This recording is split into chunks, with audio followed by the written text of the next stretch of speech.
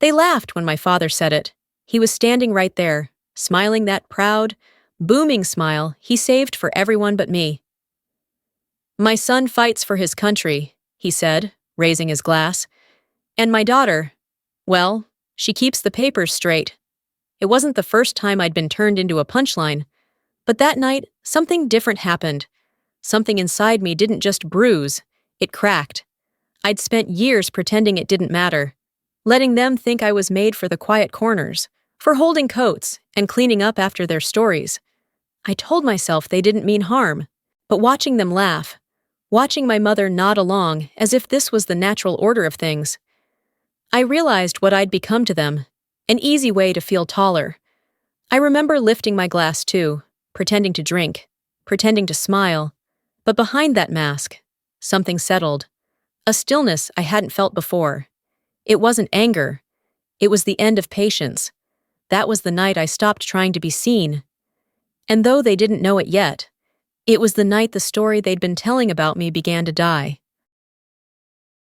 The interstate stretched out in front of me like a ribbon of pale steel, the kind that hums beneath the tires when you've been driving too long with the window cracked open. Cold air cut through the heater vents, carrying that thin, dry scent of December. The radio played old country songs, those lonely ones about distance and duty that make you think of things you've tried not to think about.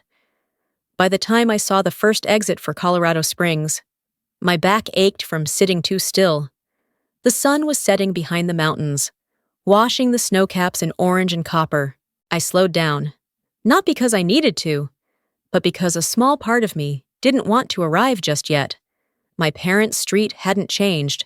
The same Christmas lights framed the porch in crooked lines, the same flag whipped against its pole, frayed at the edges. In the driveway, 3 cars I didn't recognize were parked nose to nose. From inside came music, laughter, the clatter of dishes. The front door was cracked open just enough for warm light to spill into the cold. I paused on the porch, brushed the road dust off my coat, and stepped inside. The smell hit first. Barbecue, bourbon, something sweet baking in the oven. The living room was a sea of red, white, and blue balloons, banners strung across the walls. A handmade sign above the fireplace read, "Welcome home, Sergeant." My mother saw me first. Her arms came around me in a quick, distracted hug that smelled like perfume and kitchen heat. She was gone before I could say hello, already fussing over a cake that needed cutting. Across the room, my father stood with a drink in hand, his voice carrying above the noise. Beside him, Ryan, my little brother, grinned wide in his pressed uniform, shaking hands, laughing at all the right moments. Dad's hand rested heavy on his shoulder, like a man displaying a prized trophy. People turned to look when I stepped closer, not out of surprise exactly, but out of polite recognition, like I was someone they used to know. My father's eyes found me and brightened with that old, booming charm. He lifted his glass, his voice full of the confidence I'd grown up beneath. "Our boys in the mud," he said proudly, patting Ryan's back. "And our girls in the office. One fights, one files." The room broke into laughter. I nodded, smiled, even lifted my own glass, though my hand felt heavier than the crystal deserved. The bubbles inside the champagne trembled, caught the light, then disappeared. I swallowed air that felt thicker than it should. Ryan caught my eye across the crowd and gave me a small, knowing grin. It wasn't cruel, not exactly, just comfortable, familiar. The way someone smiles when they've been told the same story so many times it's become true. I drifted toward the edge of the room, to the old window seat by the curtains. From there, I could see everything: the shining plates, the people my parents always wanted to impress, the framed photos along the wall. Ryan's picture dominated the center. His smile was bright, the background a field of flags. Next to it, tucked a little lower, was mine. My graduation portrait, years old, the colors fading. Dad once told me he framed what he was proud of. I stared at that wall longer than I meant to. The voices behind me blurred into one steady current of laughter and small talk. My mother's tone floated above them all, that careful, brittle cheer she always carried when guests were around. I'd spent most of my adult life away from this house, away from these moments. Yet standing there, I realized nothing about them had changed, only me. I'd built a life measured in precision, in silence, in the kind of discipline that leaves no room for applause. But here, it meant nothing. Here, I was still the quiet one in the corner. Someone called for another toast, and the crowd gathered closer around my father and Ryan. I stayed where I was. Through the window, the yard lights shimmered against the snow, faint and distant, like stars trying to be seen through fog. I heard Ryan laugh, deep and easy, the sound of someone perfectly at home in their own story. My father's voice joined his, full of pride. The words were lost to the chatter, but the tone. God! I knew that tone. It was the sound of a man who'd chosen his favorite child and never looked back. I sipped the last of my drink. It was warm now, flat. For years I'd told myself this didn't matter, that I could stand here, invisible, and be fine. That if I stayed calm enough, polite enough, useful enough, they'd see me eventually.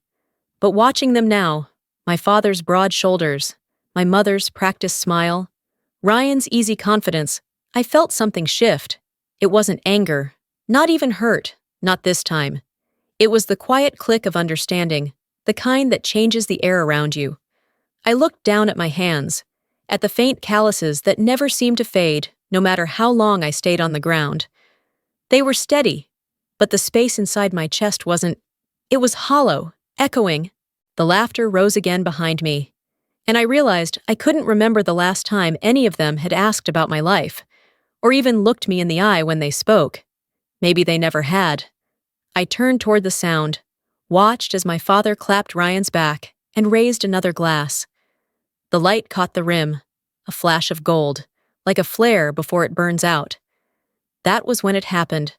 Not a thought, not even a decision, more like a pulse, a quiet, steady voice somewhere deep inside that said enough. I didn't move, didn't speak, but something inside me did. It was small, invisible, and final. They kept laughing. They didn't notice, but I knew. That moment would stay with me long after the music stopped, long after the lights dimmed and the house went silent. Because that was the night something in me ended, the part that still believed they might see me someday. And though no one in that room realized it, that was also the night I decided they finally would. I used to believe that if I worked hard enough, if I stayed disciplined and humble, eventually they'd see me, not applaud me, not brag, just see. But in my family, effort was never enough unless it came from the right person. When I was 16, I brought home a physics test with a perfect score.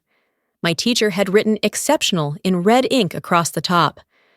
I remember sliding the paper across the dinner table, my heart racing with that shy kind of pride that only comes before the world teaches you to hide it. My father barely glanced at it. He smiled, the way people smile when they're not really listening, and said, "That's nice, sweetheart. But let's see what Ryan can do." Ryan was 12 then, too busy setting things on fire in the garage to care about physics, but that didn't matter. My mother put her hand over mine and whispered, "Don't make your brother feel small." And that was the lesson that stuck. The first rule of our household: never outshine the sun. I learned quickly that every success I had came with a penalty. Win a medal? It meant I was trying too hard. Speak up? I was showing off. Stay quiet? I was dependable, predictable, easy to forget. In that house, humility wasn't a virtue, it was a survival tactic. Years blurred into repetition. Ryan stumbled through high school, flunked algebra twice, crashed 2 cars, and still managed to be called spirited. I kept my head down, graduated early, and earned a scholarship. When the acceptance letter came, my mother smiled, but it didn't reach her eyes. She said she was proud, then followed it with her favorite caution: "Don't forget where you come from." I didn't. I just wanted to see what else was out there. When I was 22, I applied to the United States Air Force. My father sighed so deeply, it sounded like disappointment had a physical weight. "Why would a woman want that kind of life?" he asked. Because I can. I told him. He didn't answer. He just walked out of the room, shaking his head as if I'd said something foolish. The day I got my acceptance notice, Ryan was sitting on the porch drinking a beer. He looked at the envelope, grinned, and said, "So, you'll be filing flight plans?" His laugh was easy, almost affectionate. I didn't laugh with him. I never forgot the sound, though light, careless, as if the air between us would never carry the same weight for me as it did for him.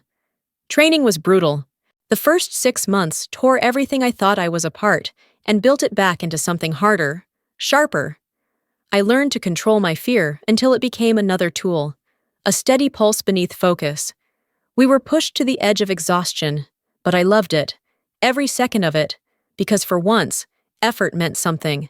There were no favorites in the cockpit. The only thing that mattered was the mission, the precision, the calm when chaos hit. 3 months into my first assignment, we were testing a new engine model on a prototype called the Delta 7. It was supposed to be routine. Clear sky, light wind, perfect visibility. At 15,000 feet, a warning light blinked red across the console. Then came the smell, sharp, chemical, unmistakable. Fire. The right engine flamed out so fast, it felt like the air got sucked from the sky. My co-pilot froze. I remember his eyes, wide and unfocused, his voice cracking through the comms. "We're losing her." There was no time for fear, just muscle memory and a checklist running backward in my head. Cut the throttle, isolate the line, adjust pitch, trust the numbers even when your body screams. The ground came up faster than it should have, a smear of brown and gold turning solid. When the wheels hit, the jolt snapped my shoulder. I didn't even feel the pain until the fire truck surrounded us and someone shouted that we were still alive. I woke up 10 hours later, with my arm strapped and a dull ache crawling through my body. On the bedside table sat a single envelope. My mother's handwriting. "Call when you're free." Ryan's back from training. That was it. No question about the hospital tag on my wrist. No word about the report they'd probably seen on the news. Just a reminder that someone else had done something worth celebrating. I laughed. Quiet, breathless, sharp enough to hurt my ribs. When I finally called home, my father picked up. The first thing he said wasn't, "How are you?" or "Are you all right?" He went straight to habit. "So, do you still push papers for the Air Force?" Something inside me faltered, then steadied. I said, "Something like that." He chuckled, content with his version of reality, and moved on to ask about Ryan's next leave. I let him talk until his voice became background noise. That was the first time I truly understood it. Some people don't want the truth because it asks too much of them. It forces them to measure themselves against something real. After that day, I stopped trying to make them see. I stopped sending photos, stopped calling after long missions. I started to let the silence grow. It filled the spaces where disappointment used to live. It didn't hurt less, but it felt cleaner somehow. Honest in a way our conversations had never been. Sometimes, late at night on base, I'd sit on the tarmac after the others left. The smell of jet fuel would linger in the cold air, the lights along the runway flickering like tiny fires. I'd watch the planes disappear into the dark, each one a streak of sound swallowed by distance. That's what I'd become for them, I thought. A sound they chose not to hear. Still, I kept flying. I kept showing up. And every time I touched the sky, it reminded me who I really was. Not their daughter, not Ryan's sister, not the afterthought in someone else's story. Just a pilot who refused to crash, no matter how many times the world tried to set her on fire. The desert around Edwards never slept. Even at night, the air hummed like static, the kind that crawls under your skin after too many hours in the hangar. The runway lights stretched for miles, a constellation built by human hands. It was quiet there, but not the peaceful kind of quiet. This one was loaded, tense, as if the ground itself was holding its breath. After the accident, they transferred me permanently to the base. Out there, everything we did existed behind locked doors and coded clearances. We didn't talk about flight schedules, Didn't post pictures. Didn't even call home on days we tested new prototypes. Secrecy wasn't a policy, it was oxygen. I led a small team, 6 young pilots, all sharp and eager, the kind who still thought flying made them immortal. They called me ma'am in a way that mixed respect with fear, which was fine. Fear kept you alive. Every morning started before dawn, checklists, briefings, wind reports, long hours of waiting for the weather to turn from barely safe to just safe enough. My notes filled pages, angles, thrust ratios, micro adjustments to the Delta engine, numbers that meant everything in the air and nothing on paper. We chased perfection, knowing it could kill us. That was the job. It was on a night like that, when the wind blew sand across the tarmac like smoke, that everything went wrong again. The sky was copper with dust, and visibility dropped to almost nothing.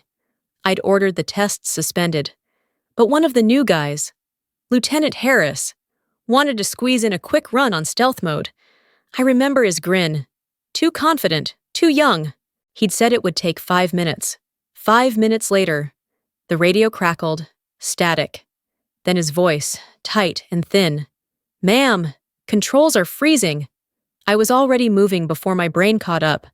I grabbed the emergency headset, ran across the hangar, shouting coordinates over the wind. The lights from the tower sliced through the sand, blinking in and out like dying signals. The control panel showed him descending too fast. I called out the sequence. Cut throttle. Reboot hydraulics. Manual override. My breath came out short bursts. I didn't realize I was yelling until my throat burned. Harris's plane came in hot. Wheels skidding. Sparks slicing across the runway like fireworks. The landing gear collapsed. The fuselage tilted. And then, silence. A long, unbearable silence. When the dust cleared, he was sitting in the cockpit, shaking but alive. I climbed up, pulled the hatch open, and saw his face, boyish, pale, terrified. He said, "You got me home." I told him to shut up and breathe. The report the next day was clinical, detached, prevented aircraft loss and personnel casualty. That was it. No story, no names, just another line in a file that would never see daylight. A month later, the base commander called me into his office. He stood behind his desk, holding a small velvet box, the Distinguished Flying Cross. He said I'd earned it, that my quick response had saved not just Harris, but the aircraft itself. Then he reminded me the incident and the award were classified. There would be no ceremony, no photographs, no record outside the system. He shook my hand, thanked me, and dismissed me. I carried the box back to my quarters, set it on the metal table beside my flight helmet, and stared at it. It gleamed faintly under the fluorescent light. A small, polished secret. I should have felt pride. Instead, all I felt was the echo of silence. 2 weeks later, I took leave and drove home. My mother met me at the door, still in her apron. She hugged me quickly, said I looked thin, then called out to my father that I was here. He came into the kitchen, holding a newspaper, smiling wide. "Your brother got featured in the Gazette," he said, his voice booming like always. "He's a hero!" He passed me the paper. Ryan's face took up half the front page. "Local soldier saves fellow cadet." The headline glowed in black ink. There was a picture of him shaking hands with a colonel, the American flag behind them. I stared at it until the letters blurred. My father kept talking, something about how proud he was, how brave Ryan had been, how the story had run all week. My mother added that the neighbors had stopped by to congratulate them.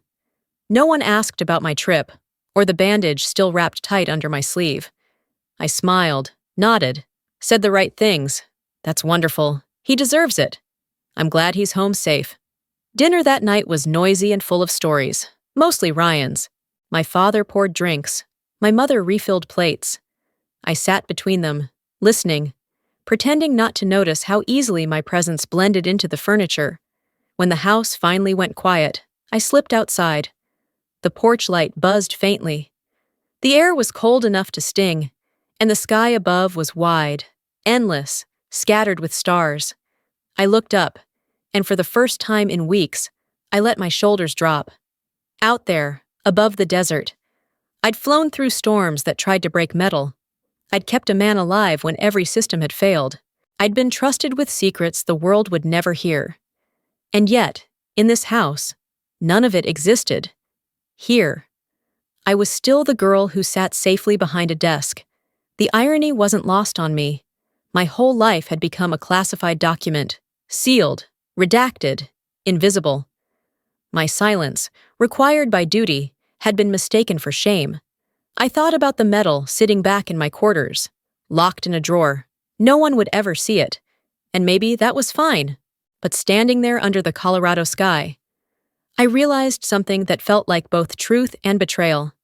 In their world, recognition was louder than reality. And in mine, reality didn't need to be heard to be real. The stars blurred above me, trembling in the cold air. Somewhere, far beyond them, another plane was probably cutting through the dark, its engines screaming into nothing. I closed my eyes, breathing in the thin, sharp air of home. It didn't smell like jet fuel or iron or smoke, just pine, snow, and the faint sweetness of my mother's perfume still clinging to my coat. For a moment, I almost believed I could tell them everything, that if I tried hard enough, they'd listen. But I knew better. They didn't want the truth. They wanted the story that made them proud, so I kept it to myself. Like always. That night, before going back inside, I whispered a promise only the stars could hear. I won't let you make me small. Not here. Not anymore.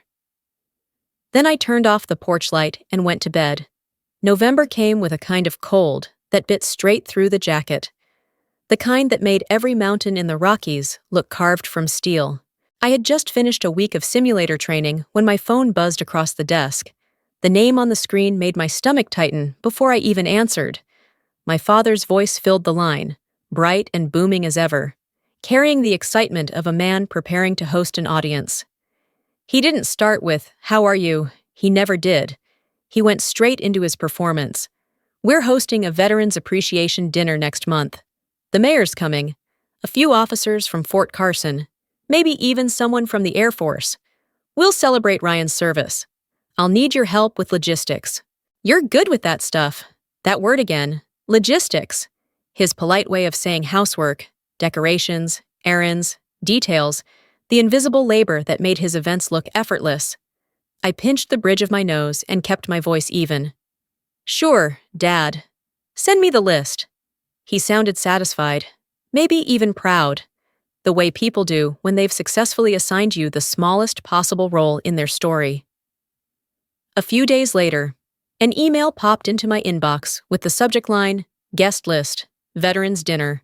It was neat, color-coded, just like everything my father did when he wanted the world to admire his organization. I scrolled through names, local officials, retired officers, old friends from his Rotary Club. Then, at the very bottom, one name stopped me. Colonel Everett Cole. I sat back in my chair. The name hit like a gust of cold air through an open hangar door.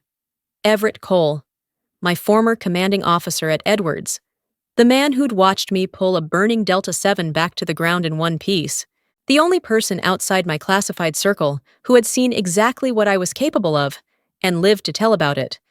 I hadn't seen him in years. Now he was working as a training advisor for the Army at Fort Carson, only 10 miles from my parents' house. I stared at the screen for a long time. The cursor blinked beside his name, steady and patient. Then I closed the laptop and looked out the window. A training jet was descending over the base, its engine cutting through the still air like a pulse.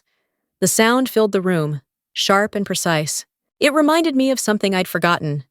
Silence only has power when you choose it. That evening, I drove to my parents' house for dinner. The smell of roast chicken and candle wax hit me the second I stepped in. My mother greeted me with a kiss on the cheek, the kind that barely touched skin, and told me to set the table. Ryan was already there, in jeans and a new leather jacket, scrolling through his phone like the guest of honor he was born to be. Dad poured wine, then leaned back in his chair with that confident grin of his. The conversation moved as it always did, about Ryan's career, the upcoming event, who would attend, how much recognition he deserved. My mother fluttered around him like a stagehand, fixing props between acts. At one point, she looked at me and said, in her soft, practiced tone, "Don't make it about yourself, darling. Ryan deserves his night." Then Dad chimed in, like punctuation, "You'll handle the checklist, decorations, seating. That's your department." Neither of them looked up. It was as if I were invisible again, a piece of furniture taking notes. I nodded, because that's what I'd always done. But something in me, the quiet, patient part that had spent a lifetime being polite, shifted. Dinner carried on with the rhythm of habit. My mother listed the menu. Ryan offered to give a small speech. Dad talked about who should sit where so the mayor could see the family's star more clearly. I sat there, sipping wine, my expression still and easy. Inside, though, I could feel the hum start again. The same low vibration I used to feel in the cockpit before takeoff, the kind that warns you everything is about to move. When I left that night, the air outside was sharp enough to sting. My breath came out in small clouds as I walked to my car. The street was quiet, empty except for the soft sound of wind scraping through the trees. I started the engine, but didn't drive. My phone screen still glowed with the email open. Colonel Everett Cole's name shining back at me like a challenge. I could picture his face as clearly as if he were standing in front of me. The calm authority. The way he never raised his voice, but everyone heard him anyway. He'd been there the day everything went wrong and right all at once. He'd seen me fight to land that burning jet, seen the way I didn't flinch, and afterward, he was the one who told me, in that measured, even tone of his, that survival isn't luck, it's skill and composure. I hadn't realized then that he was teaching me something about life, not flying. Now, all these years later, fate had set him right in the middle of my family's stage. I rested my forehead against the steering wheel, watching the frost spread across the windshield. A small smile tugged at the corner of my mouth. Not joy, exactly. More recognition. The universe has a cruel sense of timing. Inside the house, laughter rose again, faint through the walls. I could hear my father's voice, deep, animated, probably telling another story about Ryan's bravery. My mother's giggle followed, light and proud. For once, I didn't feel the familiar ache of exclusion. I felt distance, perspective. Let them have their dinner, I thought. Let them have their applause. Because soon, for the first time, someone would walk into their perfect little world who knew the truth they'd spent decades ignoring. When I finally pulled away from the curb, the headlights cut through the cold, washing the road ahead in silver. The radio stayed off. I didn't need the noise. The silence in the car wasn't the kind I'd learned to endure. It was the kind I chose. The kind that holds steady right before a storm. By the time I reached the base gates, I already knew I'd say yes to helping with the dinner. I'd plan it down to the last chair, every napkin folded, every glass polished, just the way they wanted. But this time, it wouldn't be for them. This time, I'd make sure the stage they built for Ryan had enough light to show everyone what they'd never wanted to see. The night air pressed against the window as I parked outside my quarters. Somewhere in the distance, a jet thundered across the dark sky, the sound rolling over the desert like a warning. I stood there for a long while, listening to the echo fade, then whispered to myself, barely audible in the dark, "Not about me, huh?" We'll see. The next 2 weeks became a blur of details, rental invoices, catering calls, and endless lists that somehow all landed in my inbox. I handled it exactly the way they expected me to. The right wine, soft lighting, tablecloths pressed smooth as uniform sleeves. I even ordered the custom banner my father wanted. Heroes Among Us. Every evening, my phone lit up with his name, checking progress like a general overseeing troops. He always ended the call the same way. "Keep it modest. We don't want to show off." I'd smile to myself after hanging up, a private, bitter kind of smile. There was no "we" in that sentence. Only one person in this family was ever allowed to shine. The rest of us just polished the stage lights for him. Ryan stopped by my parents' house a few days before the dinner. I was there too, hanging garlands and triple-checking the seating chart when he walked in. He smelled like cologne and confidence, the kind of man who never had to earn attention. It simply waited for him to arrive. He clapped me on the shoulder like we were old teammates. "You really outdid yourself, sis. Maybe logistics is your calling?" Then came that easy laugh, the one he'd inherited from Dad. Mom was close enough to hear. She smiled, gentle as ever, and said, "He's just teasing you. You know how boys are." I straightened the banner on the wall, fingers tightening around the fabric. "Yeah," I said, "I know exactly how boys are." They moved on without noticing the edge in my voice. To them, my silence was compliance, as always. That night, I stayed late to finish the decorations. The house was empty, except for the low hum of the heater and the smell of pine cleaner lingering in the air. My father's office light glowed down the hall. I was walking past when I heard his voice. Loud, cheerful, the way it always got when he talked about himself by talking about us. "My daughter works admin for the Air Force," he was saying into the phone. "She's smart, detail-oriented. Not everyone's cut out for combat. You know?" I froze at the door. Through the crack, I saw him pacing, one hand tucked behind his back, his chin lifted like a man giving an interview he'd rehearsed his whole life. He laughed at something the other person said. Then his tone softened, almost proud. "She's safer that way. She's always liked the easy route." I gripped the doorframe until my knuckles turned white.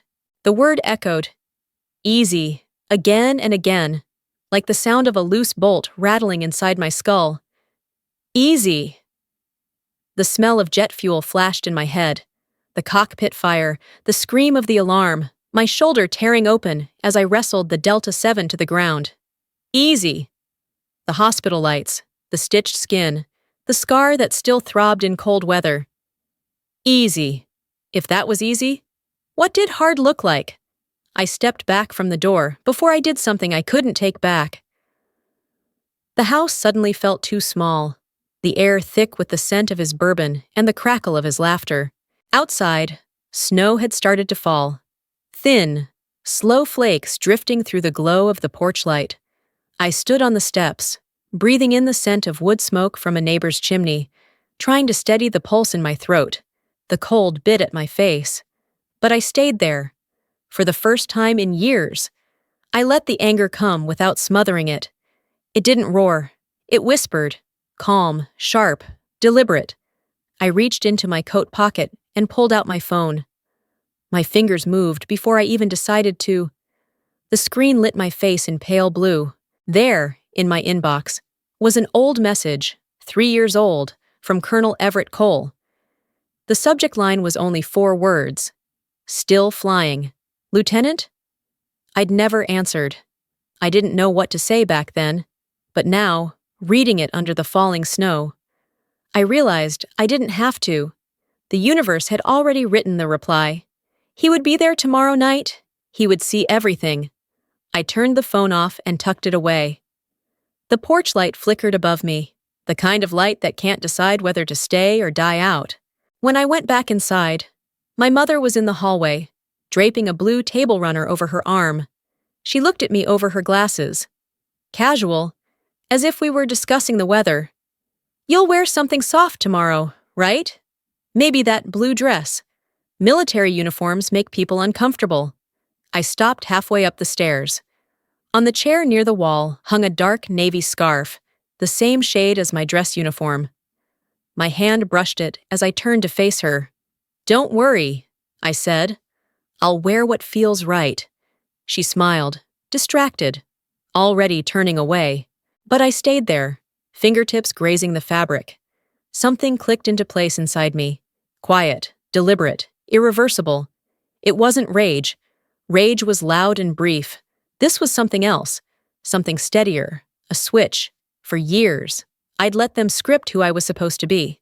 The helpful daughter, the support act, the one who didn't embarrass anyone by standing too tall. Tomorrow, for the first time, I would stop playing along, not to humiliate them, not even to prove anything, just to remind them that silence doesn't mean weakness. It means control. I glanced out the window again.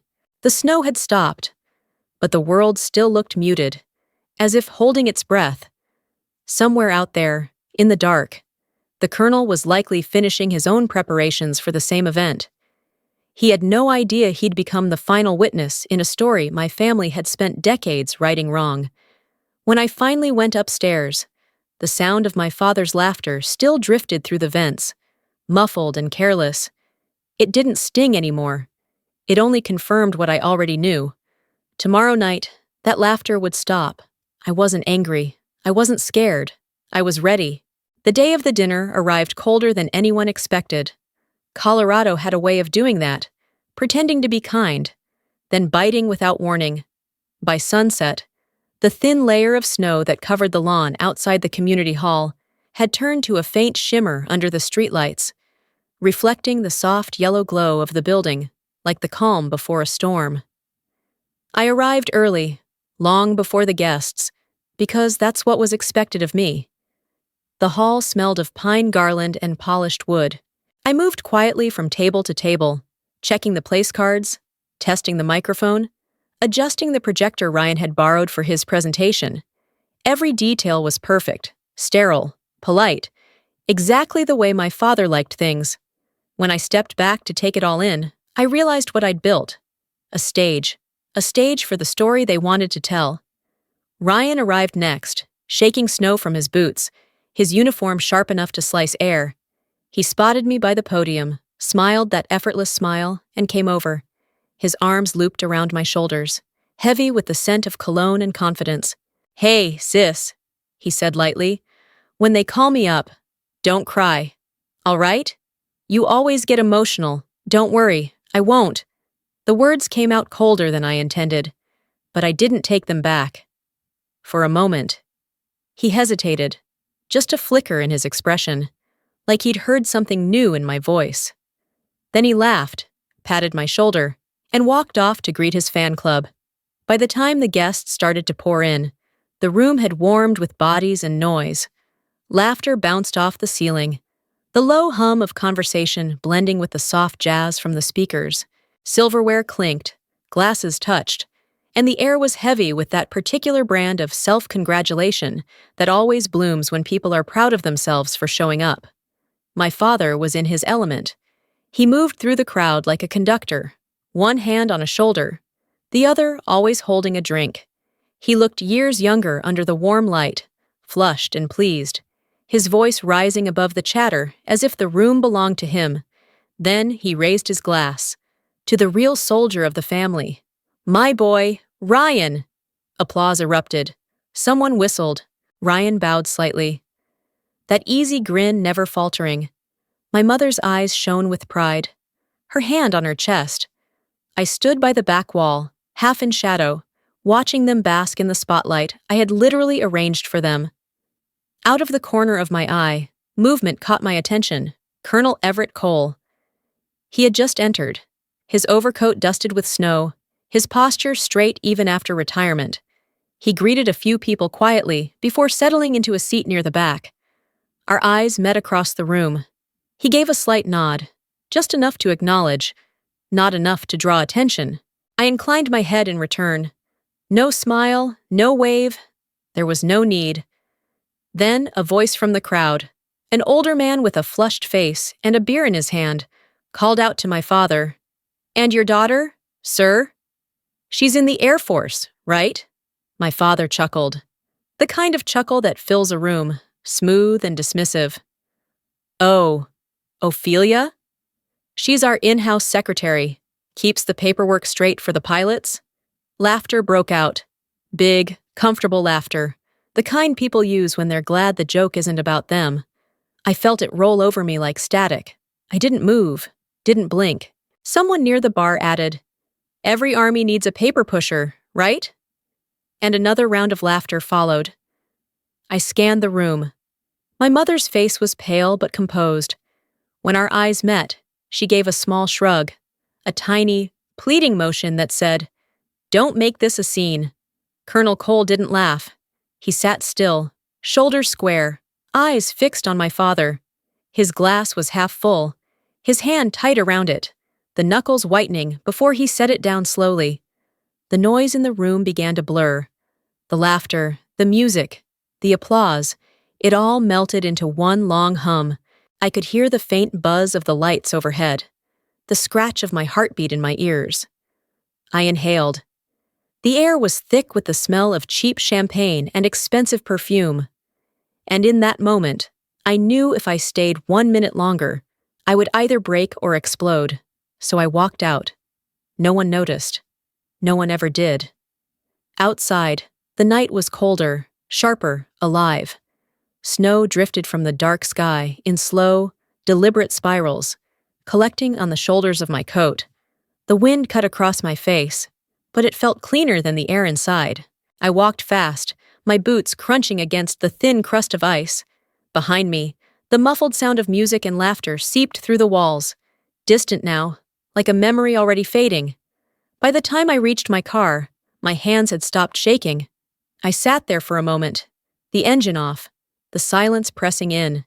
In the rearview mirror, the golden light from the hall glowed faintly, a halo of warmth around a world that didn't belong to me. They were still laughing in there, still raising glasses, still telling their perfect story. I wasn't running from it. I was preparing to end it.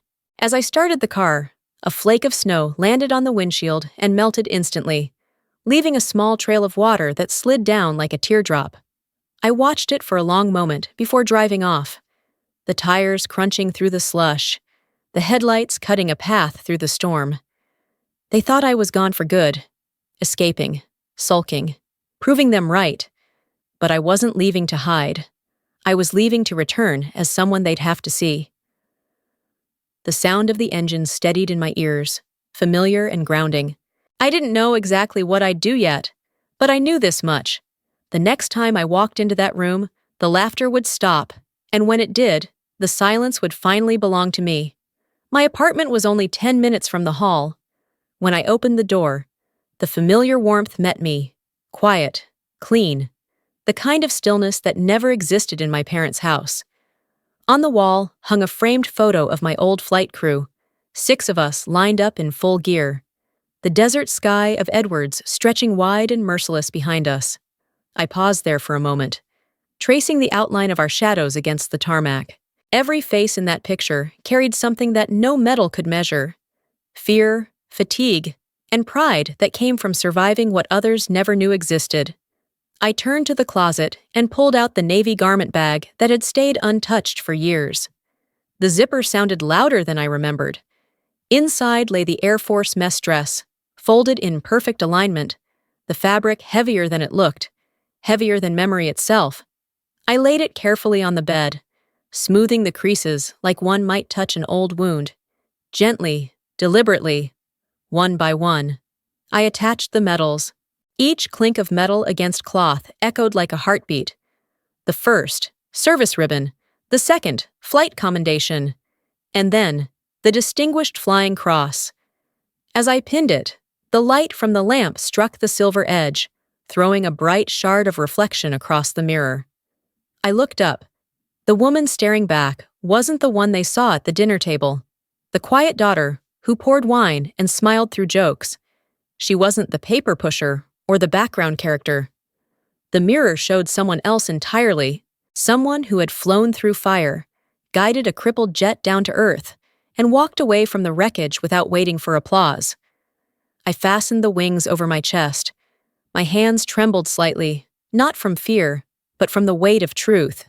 The metal felt cold against my skin, grounding me in a way words never could. On the nightstand, my phone buzzed.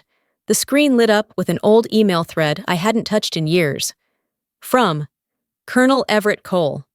The subject line read, "If you ever stop by Fort Carson, let's catch up. Proud of you." I hadn't replied when he sent it. I hadn't known how. But now, as I read it again, I smiled. No need to answer. Tonight, he would understand why I never wrote back. I slipped into the jacket, adjusted the collar, and stood in front of the mirror one last time. Everything fit, tight at the shoulders, crisp at the seams. My reflection looked almost foreign, but it wasn't. It was me, stripped of apology, finally visible. Outside, the snow was falling harder. I stepped into the cold, the air biting at my face as I crossed the parking lot.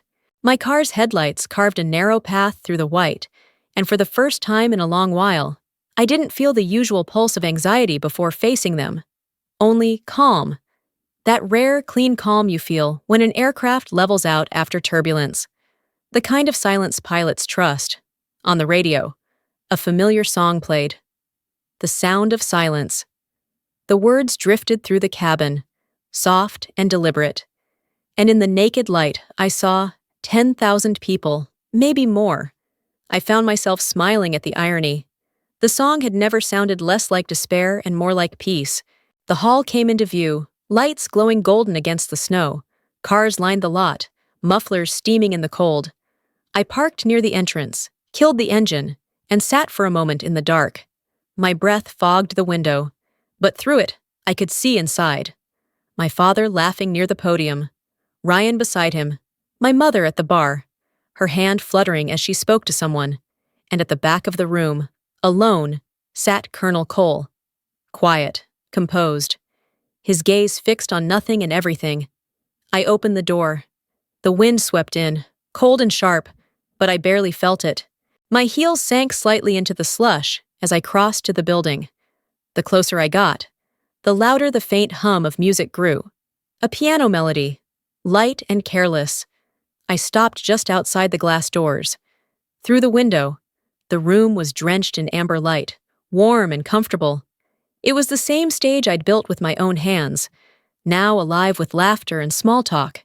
For a heartbeat, I stood there, watching them from the other side of the glass, a ghost at the edge of their celebration. Then I reached for the handle. The piano stopped mid-note. Warm air rushed out as I stepped inside. The noise died instantly. Every head turned.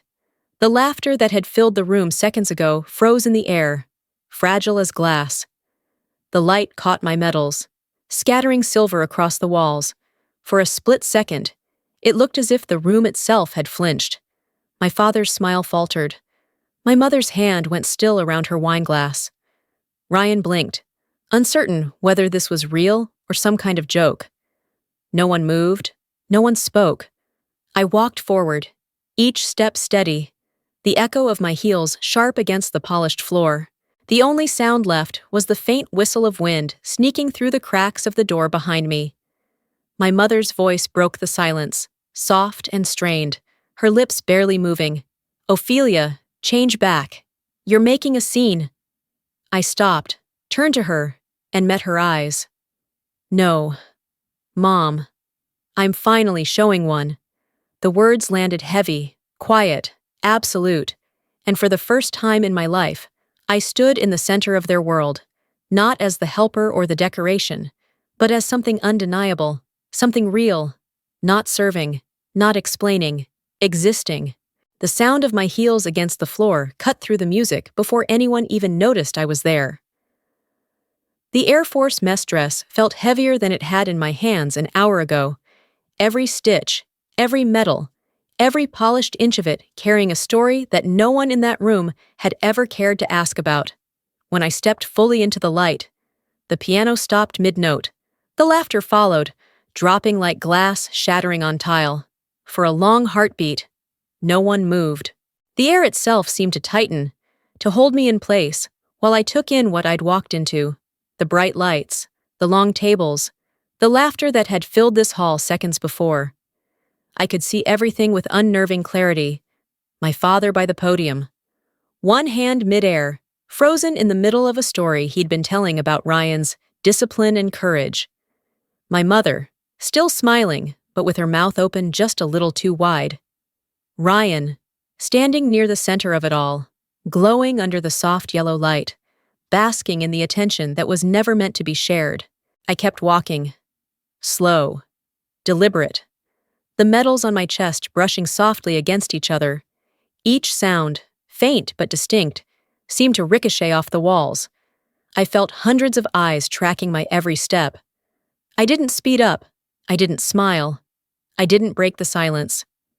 When I stopped, it was right where my father could see me, close enough to smell his aftershave and the faint burn of bourbon on his breath. He blinked at me, trying to process what he was seeing. Ryan's voice cracked the stillness. "What is this? Halloween?" He laughed, loud and uneasy, and a few others followed. A nervous ripple of chuckles moved through the crowd like static. It sounded rehearsed, defensive, small. I didn't say a word. I let the moment stretch thin, almost unbearable. My father's hand dropped from his glass, his expression shifting, first confusion, then irritation, then something quieter, sharper. My mother found her voice next, though it was barely more than a whisper. Her face stayed frozen in that social smile, the one she used at church and charity events. "Ophelia, change back. You're making a scene." Her words reached me like a soft wind in a hurricane, too fragile to matter. I met her eyes and felt something inside me settle into place. For once, I didn't look away. "No, Mom, I'm finally showing one." The words came out steady, almost gentle, but the room felt it, the shift in gravity. It wasn't defiance. It wasn't anger. It was truth. Then another voice broke the silence. Deep, measured, unmistakably authoritative. "Lieutenant Colonel Grant?" The sound of my name, my rank, hit the air like a bell. The entire room turned as one. Colonel Everett Cole was standing at the back, tall and composed, his uniform immaculate, the silver eagle on his shoulders gleaming under the light. My father stiffened. Ryan's face drained of color. Colonel Cole began to walk forward. His steps were even, precise, every inch the man I remembered from the base, steady as a heartbeat under fire. The crowd parted for him without a word. When he reached me, he stopped, heels together, shoulders squared, and saluted. The sound of his hand snapping to his brow echoed through the silence. "Ma'am," he said. His tone clipped, clear, respectful. "It's been an honor to serve under your protocols during the Delta trials." No one breathed. The air in the room changed, dense, heavy, electric. My father's expression went from confusion to disbelief to something dangerously close to fear. My mother's hand trembled against her glass until I thought it might slip. Ryan stood rooted, his mouth slightly open. The easy arrogance wiped clean from his face. For a second, no one seemed to know what to do. Then a low murmur rippled through the guests. Soft, startled, growing louder by the second. Words I couldn't make out. Questions half-whispered. The sound of realization traveling like shockwaves through the room. I held Colonel Cole's gaze. He didn't look away, didn't smile. "Thank you, Colonel," I said finally, my voice calm. "Even, I didn't expect to see you here, nor did I," he replied, lowering his hand. "But I'm glad the people who needed to know finally do." His eyes flicked toward my father, and then back to me. A flicker of empathy hidden under the stoicism of command. "If any of you ever wondered what quiet courage looks like," he said, raising his voice so that everyone could hear, "this is it." The words landed like a verdict. I didn't turn to see their faces. I didn't need to. I knew what I'd find. Shock, confusion, the fragile scaffolding of a family myth collapsing in real time. "Enjoy the evening, everyone," I said softly. And then I walked away. No one stopped me, no one clapped, no one dared to speak. The silence was complete, pure, resonant, almost holy. It followed me as I crossed the room, each step echoing louder than the applause they'd once saved for Ryan. For a moment, I almost pitied them. All those people still sitting there, watching the world they built crack open in front of them. Almost.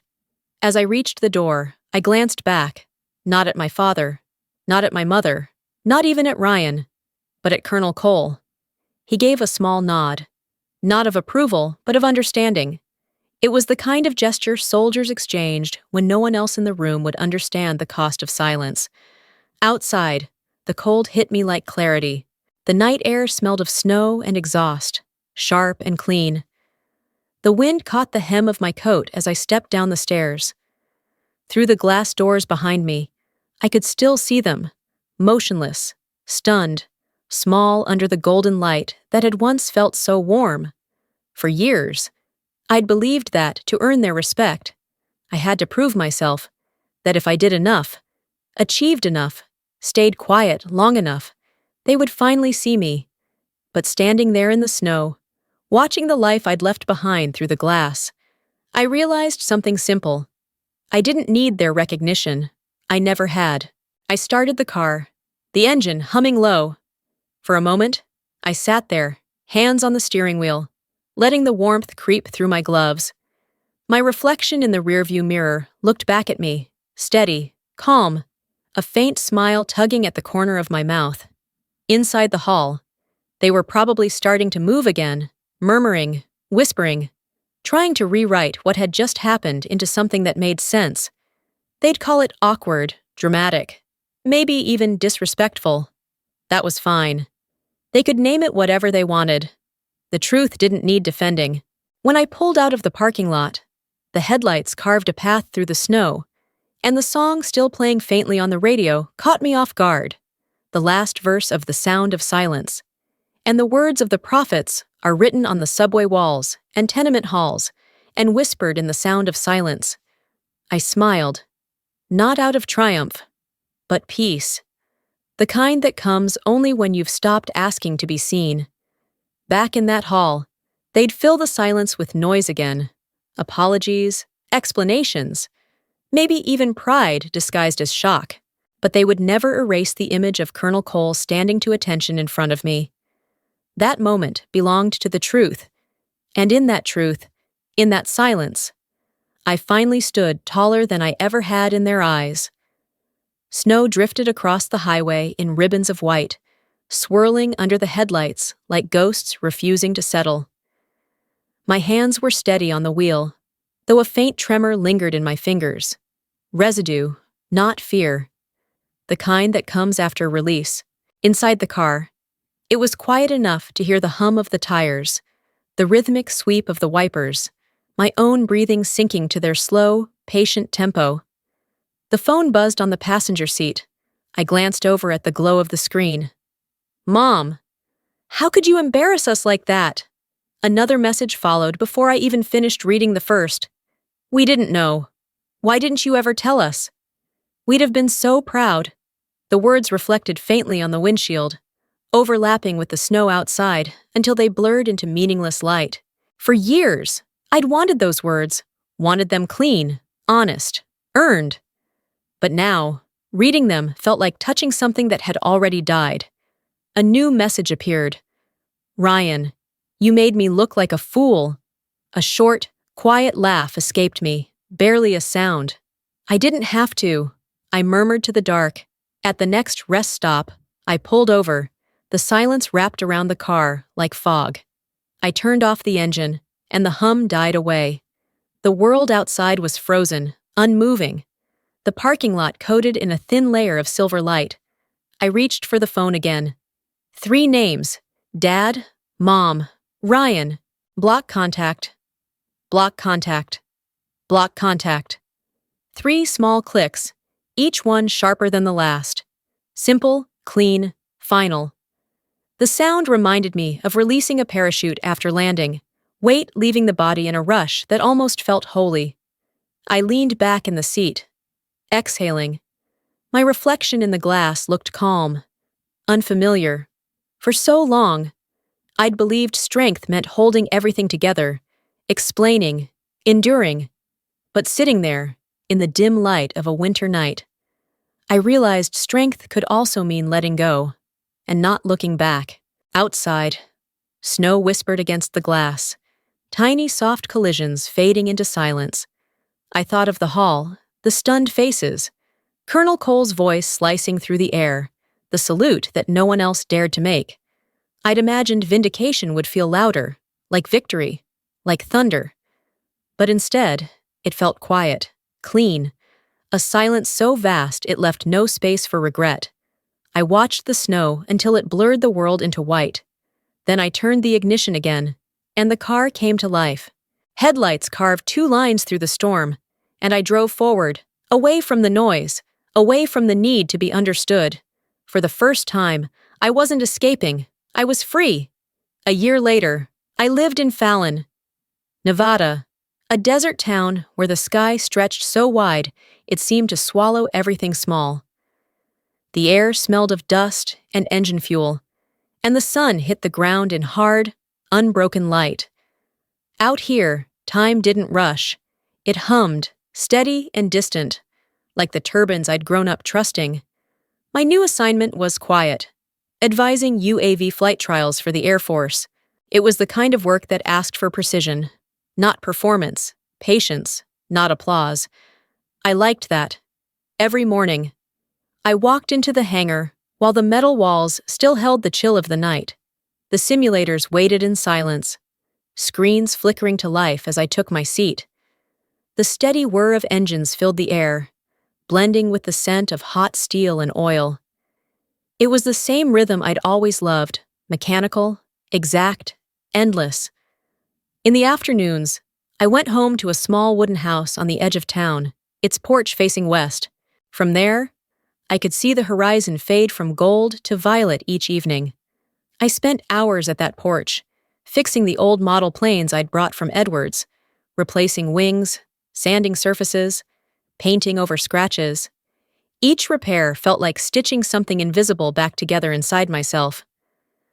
One evening, my laptop pinged with a new message.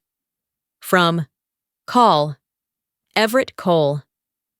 You handled that night with more grace than any general I've met. I read it once, smiled, and deleted it. Not out of disrespect, just because I didn't need to hold on to proof anymore. Some truths are better left to live quietly, like old echoes fading into distance. The next morning, I took a test flight over the desert. The sky was impossibly clear, a clean blue stretching forever. Sunlight shimmered across the canopy, scattering tiny diamonds of light across my gloves. Through the headset, the control tower called out, a familiar voice softened by static. "How's the view up there, Colonel?" I smiled. "Quiet," I said, "just how I like it." The jet banked left, slicing through a thin layer of cloud, leaving a pale white trail behind. Below me, the desert spread wide and endless, the color of warmth and survival. No applause, no flashbulbs, just sky and air and the truth of flight. They called me a joke once, I thought. But silence. Silence answered louder than any applause ever could.